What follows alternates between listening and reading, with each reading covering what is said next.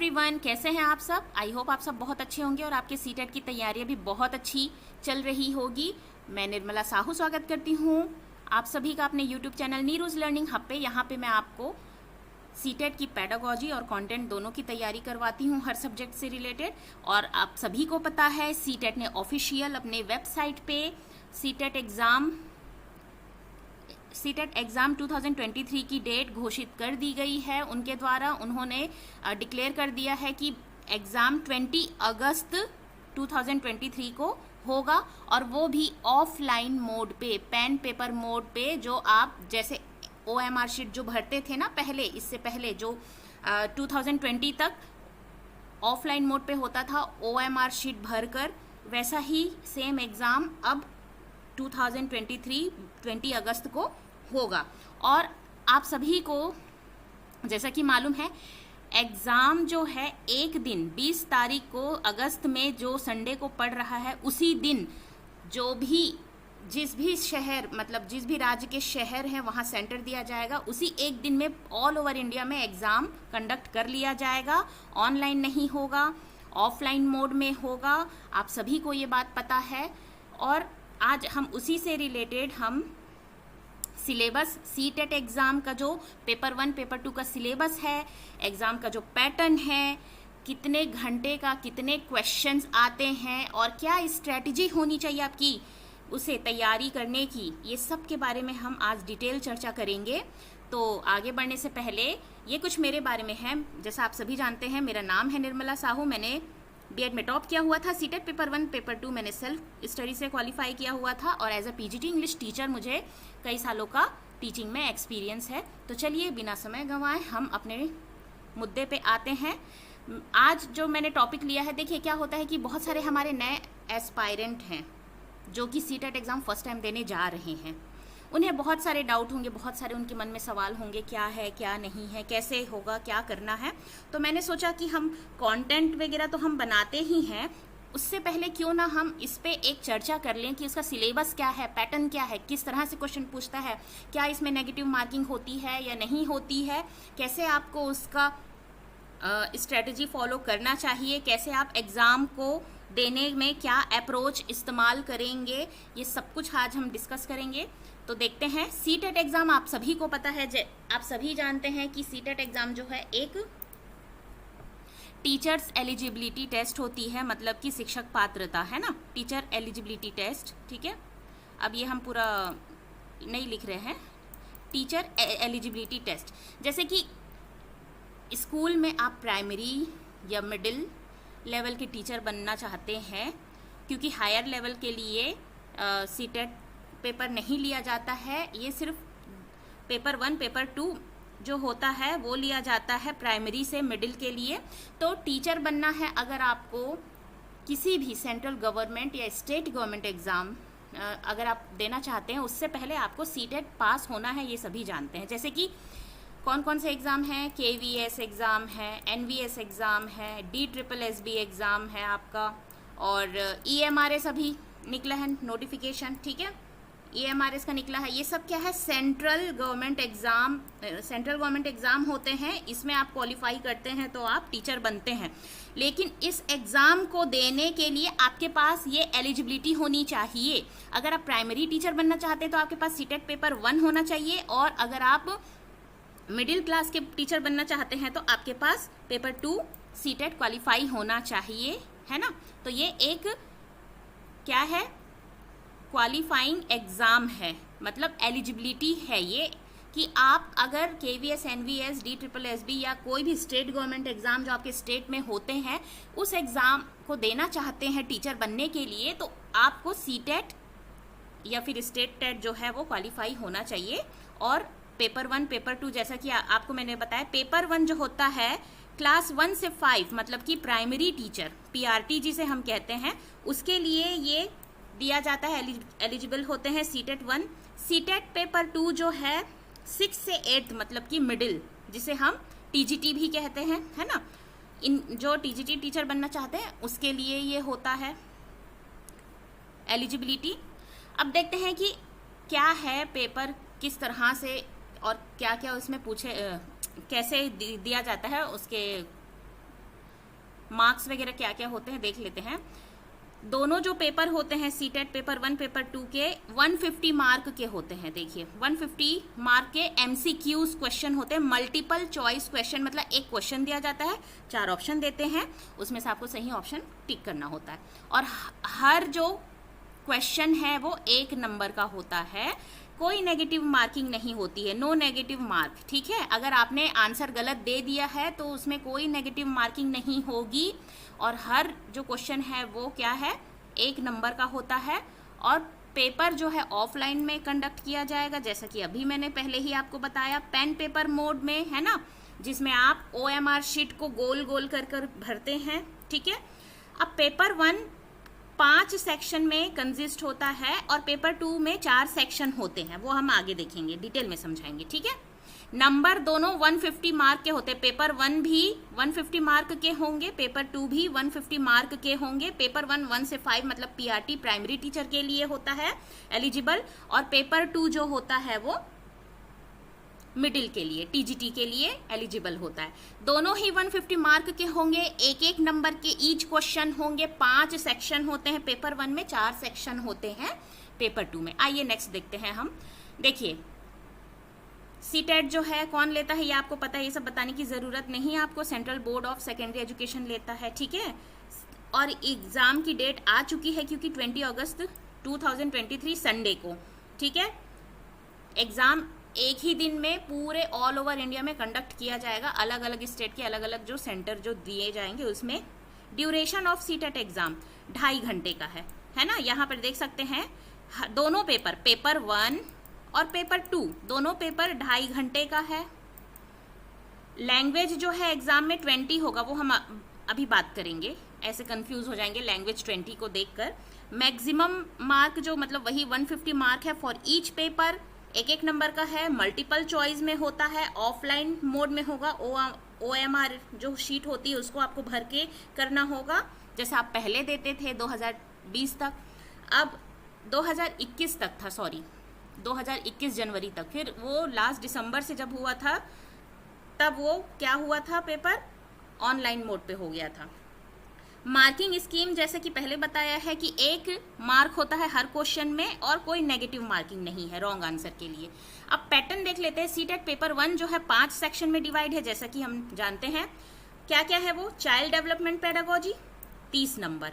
ठीक है, language 1 language 2 जो कंपलसरी है। देखिए लैंग्वेज 1 लैंग्वेज 2 कंपलसरी मतलब हिंदी और इंग्लिश। ठीक है, आप लैंग्वेज 1 में हिंदी भी रख सकते हैं, आप लैंग्वेज 1 में इंग्लिश रख सकते हैं अपनी डिफिकल्टी लेवल के हिसाब से। अगर आपका माध्यम मीडियम इंग्लिश है तो आप लैंग्वेज 1 को इंग्लिश ले सकते हैं। अगर आपका माध्यम जो है मीडियम जो है हिंदी है, अगर आप हिंदी मीडियम से हैं तो आप पहला पेपर जो लैंग्वेज 1 है उसको हिंदी ले सकते हैं। और लैंग्वेज 2 भी वही है, हिंदी इंग्लिश। अगर आप हिंदी मीडियम के हैं, आप चाहते हैं कि लैंग्वेज 1 जो है हम क्या करें, हिंदी में लें और लैंग्वेज 2 इंग्लिश में रखें, या फिर आप लैंग्वेज 2 को वो जो 20 लैंग्वेज बोला गया है उसमें भी ले सकते हैं। जैसे आप बंगाली है, आसामी है, पंजाबी है, जो भी रीजनल जो आप वर्नैक्युलर हैं वो आप अपने वर्नैक्युलर लैंग्वेज में ले सकते हैं। मराठी, पंजाबी, बंगाली, जो भी रीजनल लैंग्वेज है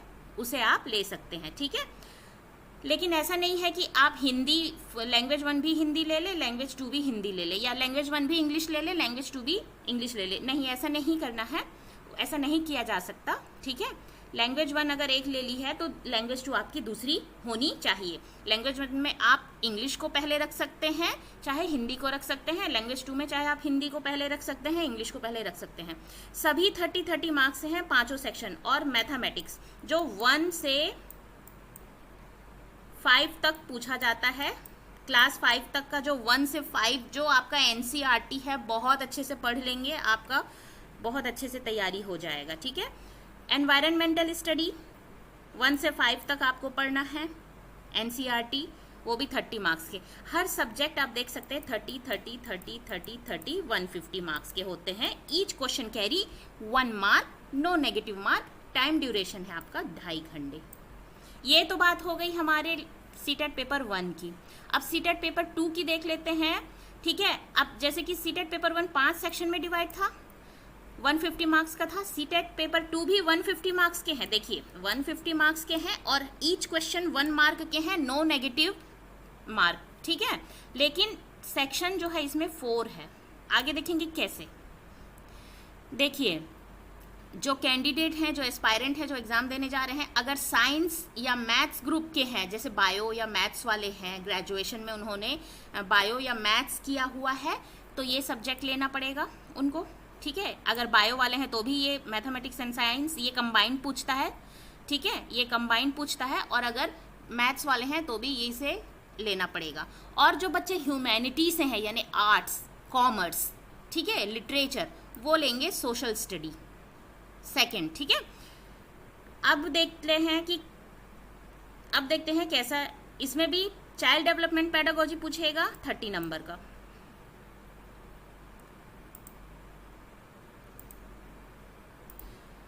नंबर के चाइल्ड डेवलपमेंट पेडागोजी पूछेंगे। Language 1 compulsory, language 2 compulsory, same जैसे कि अभी मैंने इसके लिए बताया है। आप चाहे लैंग्वेज 1 में हिंदी ले सकते हैं, चाहे इंग्लिश ले सकते हैं, लैंग्वेज 2 में भी हिंदी इंग्लिश ले सकते हैं, या फिर वो 20 लैंग्वेज जो दिए जाते हैं, ठीक है, कौन कौन से हैं वो हम आगे बात करेंगे, सिलेबस हम देखेंगे। तो ये लैंग्वेज 1 और लैंग्वेज 2 है 30 मार्क्स के। अब देखिए यहाँ पर ध्यान से समझना, ये 90 मार्क्स आपका बिल्कुल पेपर 1 की तरह है। जो आप पेपर 1 में पढ़ेंगे ना, CDP, child development pedagogy, language 1, language 2, जो सिलेबस होगा कोई फर्क नहीं होगा। सिर्फ लेवल ऑफ आस्किंग जो है, क्वेश्चन का जो लेवल है वो थोड़ा सा ऊपर करेंगे, नहीं तो बिल्कुल मैंने देखा है बिल्कुल सेम रहता है, कोई फर्क नहीं है अगर आप अच्छे से पढ़ते हैं तो। पेडागोजी, चाइल्ड डेवलपमेंट पेडागोजी बहुत अच्छे से अगर आप समझते हैं, पढ़ते हैं, तो हर सब्जेक्ट देखिए 1, 2, 3, 4 ये सब में भी पेडागोजी पूछा जाता है 15-15 नंबर के, तो उसमें आप आराम से सॉल्व कर लेंगे। तो समझिए ये पेपर 1 अगर आप दे रहे हैं तो ये पेपर 2 के लिए 90 नंबर के आपके सेम सिलेबस है, कोई चेंज नहीं। अब चेंज थोड़ा सा यहाँ पे ये आ जाएगा, मैथमेटिक्स और साइंस जो है, जो बच्चे बायो और मैथ्स वाले हैं ग्रेजुएशन में, वो लेंगे मैथमेटिक्स साइंस, जो कि 30-30 नंबर के पूछेंगे। 30 साइंस से पूछेंगे, 30 मैथमेटिक्स से, ठीक है, हो गए आपके 60। अब ये 60 भी डिवाइडेड है, ध्यान से सुनना, ये 60 मतलब कि मैथमेटिक्स साइंस से 40 नंबर के पूछेंगे, प्लस 20 नंबर आपका होता है पेडागोजी, साइंस से रिलेटेड। साइंस की टीचिंग आप कैसे करते हैं, क्या अप्रोच अपनानी चाहिए, NCERT में क्या बोला गया है, और आप कैसे टीचिंग मटेरियल, टीचिंग एड का इस्तेमाल करेंगे, आपका जो पेडागोजिकल कंसर्न है, पेडागोजी है क्लासरूम में, वो कैसी होनी चाहिए साइंस से रिलेटेड, वो सब इसके अंतर्गत आ जाएगा। 20 नंबर जिसे हम पेडागोजी कहते हैं, और 40 नंबर आपके सब्जेक्ट से होंगे। तो 40 नंबर आपके सब्जेक्ट के होंगे, कहने का मतलब है मैथ्स और साइंस से। ठीक उसी तरह सोशल स्टडी और social science both are same, ठीक है, इसी को सोशल स्टडी कहते हैं, इसी को social science. 6, 7, 8 NCERT, history, civics, polity बहुत अच्छे से पढ़नी है आपको, जो 40 नंबर के पूछे जाएंगे। हिस्ट्री, सिविक्स, पॉलिटी, ठीक है, ध्यान दीजिए, sorry, history, geography, polity, polity मतलब वही जो सिविक्स हम पहले कहते थे, 40 नंबर का, plus 20 number again pedagogy. Pedagogy कैसे पूछेंगे, सोशल साइंस आप क्लास में कैसे पढ़ाएंगे, क्या क्या टीचिंग मेथड्स का इस्तेमाल करेंगे, टीचिंग एड का क्या इस्तेमाल करेंगे, क्या आपकी स्ट्रैटेजी होनी चाहिए, NCERT में क्या किया जाता है, ये सब कुछ NCERT में, तो इसीलिए NCERT बहुत बहुत अच्छे से पढ़ना है, ठीक है। अब आप देखेंगे यहाँ पे, हम थोड़ा इसको इरेज कर देते हैं नहीं तो कन्फ्यूजन होगा। अब आप देख सकते हैं 30 जो है मतलब 90 हो गए आपके, जो कि कंपलसरी, मतलब बिल्कुल सेम एज इट इज़ आपका पेपर 1 की तरह है, सिलेबस सेम है। अगर आप इसकी तैयारी करते हैं, आपकी ये भी तैयारी हो जाएगी, ठीक है। अब आपको बस 60 नंबर जो है अपने सब्जेक्ट पे फोकस करना है, मतलब उसमें 40 नंबर आपका सब्जेक्ट से पूछा जाएगा। अगर साइंस बैकग्राउंड वाले बच्चे हैं तो साइंस मैथमेटिक्स से 40 नंबर प्लस 20 आपका पेडागोजी इसी से रिलेटेड। और अगर सोशल साइंस की बात की जाए तो 40 नंबर के हिस्ट्री, ज्योग्राफी और पॉलिटी पूछा जाएगा। NCERT 6, 7, 8 इससे ऊपर नहीं जाना है आपको, 6, 7, 8 प्लस 20 नंबर आपका पेडागोजी। और इसमें तो आप सभी जानते हैं कि ये 30 नंबर पूरी CDP जो होती है चाइल्ड डेवलपमेंट पेडागोजी, जिसमें साइकोलॉजी और थ्योरीज जो है वो सब कुछ आता है। लैंग्वेज में देखिए हिंदी इंग्लिश लैंग्वेज जो है ना, इंटरकनेक्टेड है। अगर आपकी हिंदी अच्छी है, मीडियम आपका हिंदी का अगर आप पेडागोजी बहुत अच्छे समझते हैं तो बिल्कुल इंग्लिश भी उसी तरह से है, सॉल्व हो जाएगा। अगर आपकी इंग्लिश अच्छी है तो हिंदी भी आराम से सॉल्व हो जाएगा, बिल्कुल सेम रहता है, लैंग्वेज बस चेंज होता है। और इसमें कोई ग्रामर नहीं पढ़ना है, 1-2 नंबर से ज़्यादा ग्रामर नहीं आता है। हाँ, फिगर ऑफ स्पीच बहुत अच्छे से पूछा जाता है 2-3 नंबर के, और पैराग्राफ को सॉल्व करना है, पैसेज सॉल्व करते हैं, और पोयम, ये 2 चीज़ ज़्यादा दिया जाता है 15 नंबर में। अब ये दोनों 15-15 नंबर में कैसे डिवाइड है? 15 नंबर की तो पेडागोजी पूछेंगे इंग्लिश की, कि आप इंग्लिश या हिंदी मतलब लैंग्वेज की, लैंग्वेज आप कैसे पढ़ाएंगे, क्या क्या टीचिंग एड का इस्तेमाल करेंगे, कैसा क्लासरूम होना चाहिए, और एनसीईआरटी में क्या फॉलो किया गया, ये सब। और 15 नंबर आपका पैसेज, पोयम, और उसमें पार्ट ऑफ स्पीच क्या होता है, हल्का फुल्का जो पूछ लेते हैं, जो आप बेसिक, बिल्कुल बेसिक जो आप जानते हैं, फिर भी हम आपको तैयारी उसकी कराएंगे, आप देखते जाएंगे। और उसमें क्या आ जाएगा, उसके अलावा एंटोनिम्स का भी पूछ लेते हैं, सिनोनिम पूछ लेते हैं, और फिगर ऑफ स्पीच। ठीक उसी तरह हिंदी की भी बात की जाए तो 15 नंबर की पेडागोजी, 15 नंबर का कंटेंट। और कोई ग्रामर पे इतना ज़्यादा ध्यान नहीं देना है, बहुत बेसिक ग्रामर आता है जो आप जानते हैं। हाँ, अगर आपको फिगर ऑफ स्पीच मतलब अलंकार बहुत अच्छे से नहीं आता, उसमें पकड़ अच्छी नहीं है, उसकी तैयारी ज़रूर कीजिए, उससे 2 से 3 नंबर क्वेश्चन के पूछते हैं। और ये देखने के लिए आप मेरे वीडियो के प्लेलिस्ट में आप देख सकते हैं, इंग्लिश ग्रामर में, इंग्लिश पेडागोजी में ये फिगर ऑफ स्पीच मैंने अच्छे से पूरा डिटेल में करा। अब देखिए, सिलेबस की बात की जाए, ये सीटेट का है जुलाई, जो कि अब अगस्त डेट आ गया है, ठीक है, ये जुलाई में दिया गया था। तो सिलेबस और स्ट्रक्चर जो पेपर का है कैसा है, ठीक है, 1 से 5 तक के लिए है, पेपर 1 के लिए। इसमें देखिए चाइल्ड डेवलपमेंट पेडागोजी में क्या क्या पूछा जाएगा।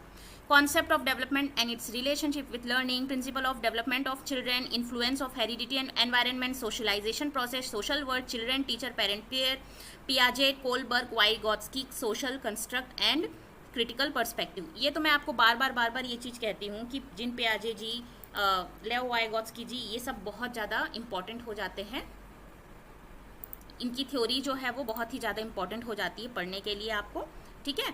फिर बोल रहा है concept of child center and progressive education, critical perspective, construct of intelligence, multi dimensional intelligence, मतलब इंटेलिजेंस के बारे में बात की गई है।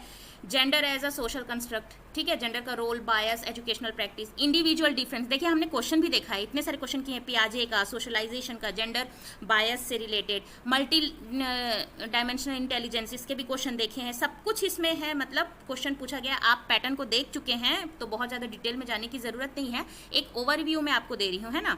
Distinction between the assessment for learning, as learning, school based assessment. देखिए assessment for learning, as learning, of learning जो है, इसकी भी वीडियो आप मेरे प्लेलिस्ट में जाके देखना, सीडीपी में मैंने बहुत अच्छे से आपको करवा के रखा हुआ है, ठीक है।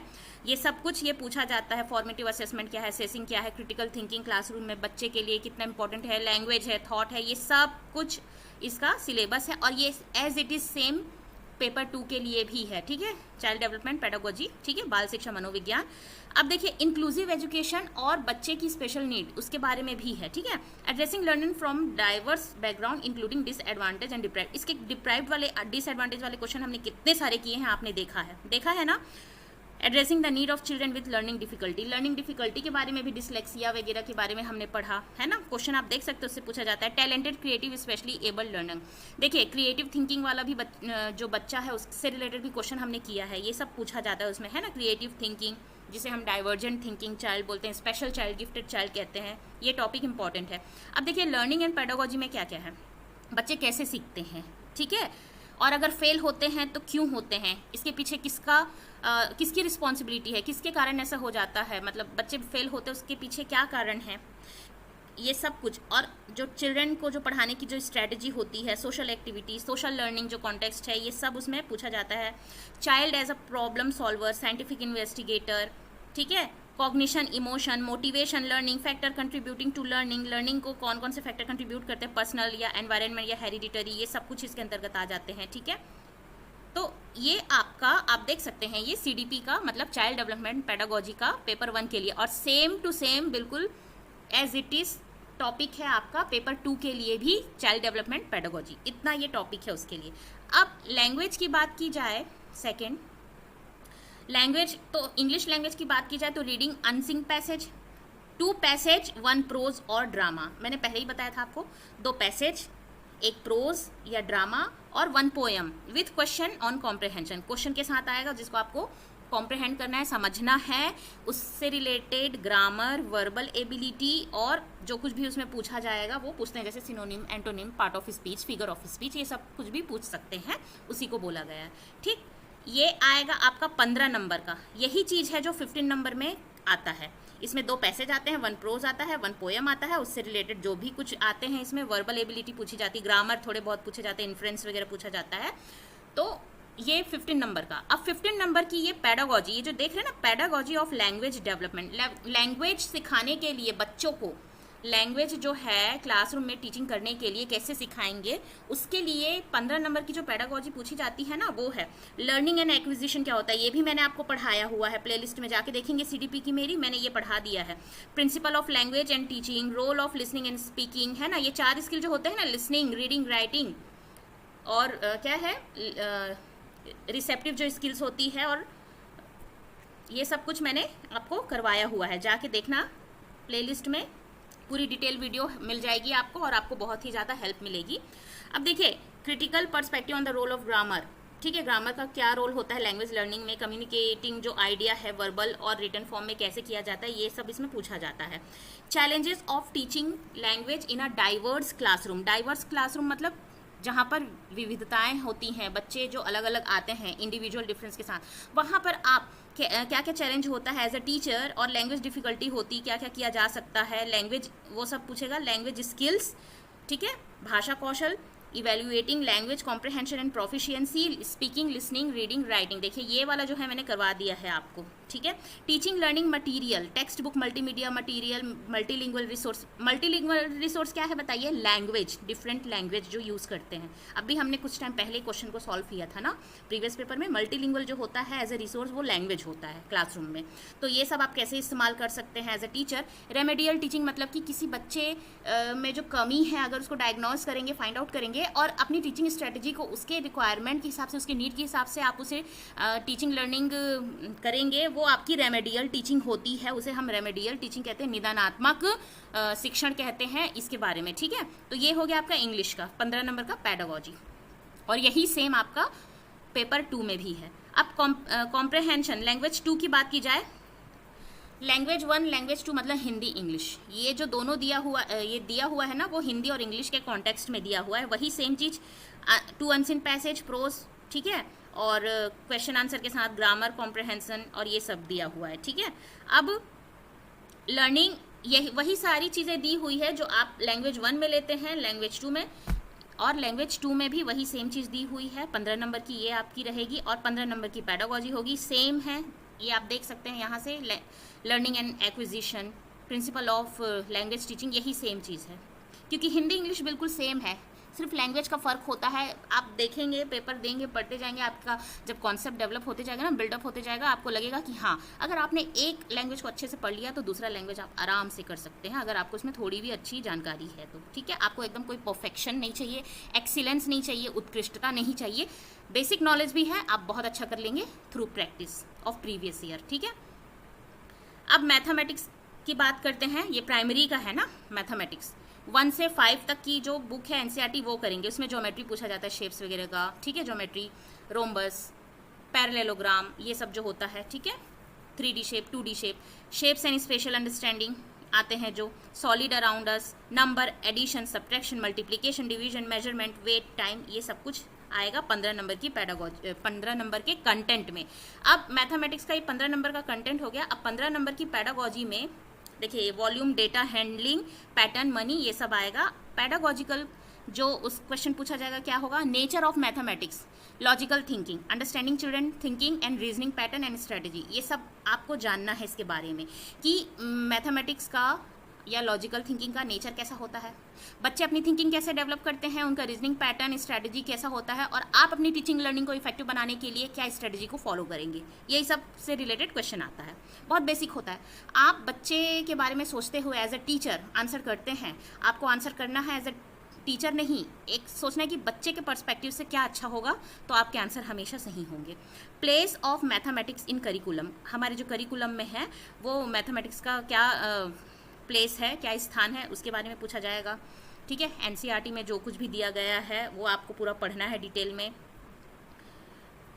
एनईपी वगैरह के बारे में भी पूछा जाता है। लैंग्वेज ऑफ मैथमेटिक्स, मैथमेटिक्स की लैंग्वेज क्या है ना, सिंबल्स वगैरह होते हैं, उसे हम लैंग्वेज ऑफ मैथमेटिक्स कहते हैं, ऑपरेशन सिंबल। कम्युनिटी मैथमेटिक्स के, कम्युनिटी मतलब कि सोशल इंटरेक्शन से बच्चे कैसे सीखते हैं। Evaluation through formal and informal method, है ना, फॉर्मल इनफॉर्मल मेथड आप अच्छे से जानते हैं, inductive deductive. Problem of teaching, teaching करते समय क्या क्या दिक्कतें आती है उसके बारे में क्वेश्चन पुट अप कर दिया जाएगा। एरर एनालिसिस, गलतियाँ कैसे कर रहे हैं बच्चे, कहाँ पे फोकस करना है। And related aspect of learning and teaching, diagnostic and remedial, है ना, ये सब बच्चे कहाँ गलती कर रहे हैं, कहाँ कंफ्यूजन है, कहाँ उनको क्लैरिटी नहीं है, उनकी क्लैरिटी को कैसे ठीक किया जाए, और ये सब कुछ डायग्नोस करेंगे, फाइंड आउट करेंगे और उसको रेमेडियल टीचिंग देंगे। रेमेडियल मतलब निदानात्मक, मतलब अपनी टीचिंग स्ट्रैटेजी को उसी तरह से बनाएंगे सारे बच्चों के लिए जो कॉम्प्रिहेंसिव हो, इसे हम रेमेडियल टीचिंग कहते हैं। ये सब कुछ है वो 15 नंबर की पेडागोजी के अंतर्गत आता है, जो कि देखने में थोड़ा भारी लग रहा होगा लेकिन इतना भी डिफिकल्ट नहीं होता है। जब हम प्रीवियस ईयर के क्वेश्चन को सॉल्व करते हुए हर कॉन्सेप्ट को पढ़ेंगे तो बहुत आसानी से, आराम से अप्रोच कर पाएंगे क्वेश्चन को। चलिए नेक्स्ट देखते हैं हम एनवायरमेंटल। एनवायरमेंटल स्टडी में भी 15 नंबर की पेडागोजी होती है, 15 नंबर का कंटेंट। 1 से 5 एनसीईआरटी आपको बहुत अच्छे से पढ़ना है, प्लस प्रीवियस ईयर क्वेश्चन, ठीक है। अब इसमें क्या क्या कंटेंट है देखिए। Family and friends, relationship, work and play, plant, food, shelter, water, travel, things we make and do. इतने टॉपिक है 15 नंबर के कंटेंट के लिए जो आपको एनसीईआरटी बुक को पूरी अच्छे से पढ़नी है। Pedagogical issues, concept and scope of EVS. EVS का क्या क्या कॉन्सेप्ट है और क्या स्कोप है। Significance of EVS, integrated EVS, environmental study, environmental education, learning principle, scope and relation to science and social science, approaches of presenting concept, activities, experimentation, practical work, discussion, CCE, है ना, continue comprehensive evaluation, ठीक है, कैसा होता है, कैसे किया जाता है, कैसे आप करेंगे as a teacher effective classroom में। टीचिंग मटेरियल एड, प्रॉब्लम्स, ठीक है, क्या क्या प्रॉब्लम्स होता है तो आप उसको डायग्नाइज करेंगे, रेमेडियल एक्शन लेंगे, वो सब कुछ इसमें आता है। तो ये हो गया आपका ईवीएस का पेडागोजी। तो ये सब कुछ ये टॉपिक के बारे में थी पेपर 1 के लिए सीटेट। अब आ जाते हैं पेपर 2 के बारे में। बात अगर पेपर 2 की जाए तो सेम है आपका चाइल्ड डेवलपमेंट पेडागोजी, सेम है, देख लीजिए टॉपिक पूरे एज इट इज़ हैं, क्वेश्चन भी उसी तरह से आते हैं। अगर आप एक को बहुत अच्छे से पढ़ लेते हैं दूसरा पेपर को भी आराम से सॉल्व कर लेते हैं। हल्का फुल्का डिफिकल्टी लेवल ऊपर नीचे रहता है, बाकी एज सच कोई भी ज़्यादा डिफरेंस, मेजर डिफरेंस नहीं आता है। एक आप तैयारी करेंगे, इसमें आपकी तैयारी पूरी हो जाएगी। सेम, बिल्कुल same as it is syllabus है, ठीक है। देखिए लैंग्वेज की भी बात की जाए तो सेम टू सेम आप देख सकते हैं, लैंग्वेज 1 लैंग्वेज 2 सेम है, बिल्कुल कोई चेंज नहीं है, बिल्कुल वही है, लैंग्वेज 1 लैंग्वेज 2। अब ये हो गया हमारे सीडीपी लैंग्वेज 1 लैंग्वेज 2 90 नंबर का एज इट इज़। अगर पेपर 1 की तैयारी करते हैं आप आराम से पेपर 2 निकाल सकते हैं। अब जो बचा 60 नंबर उस पर हम फोकस करेंगे। मैथ्स और साइंस वाले जो बच्चे हैं तो इन्हें क्या क्या पढ़ना है। 6 से लेके 8th तक की NCERT, knowing number, playing with number, whole number, negative and integer, ये सब कुछ मैंने बेसिक मैथ्स में पढ़ाया हुआ है। जो बच्चे पेपर 2 दे रहे हैं मैथ्स में वो जाके देख सकते हैं मेरी वीडियोस, आपको बहुत हेल्पफुल होगा। एल्जेब्रिया पूछा जाता है, ठीक है, रेशियो एंड प्रपोर्शन, ये पूछा जाएगा आपसे। ये आपका साइंस और मैथ्स का क्या है, कंटेंट है। ज्योमेट्री में basic geometric idea, 2D 3D shape, symmetry, construction, mensuration, data handling, ये सब पूछा जाएगा, ठीक है, 40 नंबर में। और ये देखिए पेडागोजिकल इशू, यहाँ पे क्या बोल रहा है, 60 नंबर में से 30 नंबर क्या है, देखिए 30 नंबर और 20 नंबर यहाँ पर डिवाइड कर दिया है, और 20 नंबर मतलब 40 नंबर का बेसिकली पूछा जाता है। पता नहीं यहाँ पे बाय मिस्टेक कर दिया है, क्या किया है समझ नहीं आ रहा है, लेकिन 40 नंबर के कंटेंट होते हैं और 20 नंबर की पेडागोजी होती है। तो पेडागोजिकल इशू में nature of mathematics, logical thinking, मतलब पेपर 1 का जो मैथ्स का अगर आप तैयारी करते हैं तो ये इसमें बहुत काम आएगा आपको। पेडागोजी कोई फ़र्क नहीं है, सेम है बिल्कुल। Place of mathematics in curriculum देख सकते हैं, सेम पेपर 1 की तरह है। Language of mathematics, community mathematics, evaluation, remedial, teaching, problem. तो अगर पेपर 1 में आप मैथ्स के पेडागोजी की तैयारी कर रहे हैं तो यहाँ पर भी आपकी तैयारी हो जाएगी, ठीक है। हाँ, ये साइंस, एक्चुअली साइंस और इसको अलग अलग किया है, इसीलिए 20 नंबर के साइंस से कंटेंट पूछा है। 20 नंबर देखिए ये क्या किया हुआ है, आप समझिए, इसको कंफ्यूज नहीं करिएगा। 20 नंबर का ये मैथ्स का पोर्शन है, ठीक है, यहाँ तक ये मैथ्स का पोर्शन है 20 नंबर का। 10 नंबर इसका पेडागोजी। अब 20 नंबर साइंस का पोर्शन है और 10 नंबर इसका अगेन साइंस है पेडागोजी। अब समझ में आ रहा है, मतलब है वो ठीक, उसको क्लासीफाई कर दिया है और अलग कर दिया है, मतलब कि 20 नंबर का जो पेडागोजी है तो उसमें 10 नंबर की साइंस की, 10 नंबर की मैथ्स की रहेगी पेडागोजी, और 20 नंबर का 40 नंबर का जो कंटेंट पूछा जाता है उसमें से 40 में से 20 नंबर साइंस होगा, 20 नंबर मैथ्स होगा, ठीक है, समझ पा रहे हैं। तो साइंस में क्या क्या टॉपिक है? Food, sources of food, component of food, cleaning food, materials of daily use, the world of the living, moving things, people and idea things, how things work, electric current and circuit magnet, natural phenomenon, natural resources. ये आपका 20 number का है content. अब 10 number के ये same जो हम पढ़े हैं ऊपर, है ना, तो उसी तरह से ये साइंस मैथ्स की जगह साइंस कर दिया है। Nature and structure of science, natural science, AIIMS, objective understanding, appreciating science, approaches, integrated approach, observation, experiment, discovery, method, है ना, मेथड्स के बारे में पूरा पूछा, innovation, text material, teaching add, है ना, जो एड्स होते हैं, इवेल्युएशन, कॉग्निटिव, साइकोमोटर, अफेक्टिव, ठीक है, प्रॉब्लम, रेमेडियल, टीचिंग, ये आपके 10 नंबर के हो जाएंगे। तो इस तरह से 60 नंबर कवर करता है, मतलब कि 10 नंबर के पेडागोजी पूछेंगे साइंस मैथ्स से और 20 नंबर के मैथ्स और साइंस से पूछे जाएंगे। इस तरह से 60 नंबर कंप्लीट किया जाएगा। तो आपको 6, 7, 8 बहुत अच्छे से एनसीईआरटी को पढ़ना है। अब ये तो हो गया साइंस की बात।